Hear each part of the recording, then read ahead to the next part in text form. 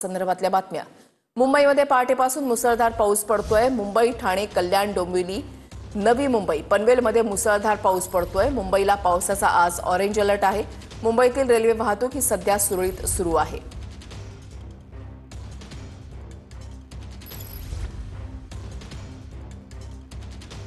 मुंबई आणि ठाण्यामधले अपडेट्स आपण जाणून घेणार आहोत। मुंबईमध्ये आमचे प्रतिनिधी अक्षय मणकणी आणि ठाण्यामधून गणेश थोरात आपल्यासोबत जोडले गेलेले आहेत। सुरुवातीला मी जाते अक्षयकडे। अक्षय, मुंबईमधले पावसाचे अपडेट्स काय? ऋषाली, आज सकाळपासूनच मुंबईमध्ये मुसळधार पावसाला जी आहे ती सुरुवात झालेली असल्याचं पाहायला मिळतंय। मुंबई शहर आणि उपनगरामधलं वातावरण जे आहे ते ढगाळ पद्धतीचं असलेलं आपल्याला पाहायला मिळतंय। संपूर्ण काळे ढग जे आहेत ते मुंबई उपनगरसह शहरात देखील दाटून आलेले असल्याचं आपल्याला पाहायला मिळतंय।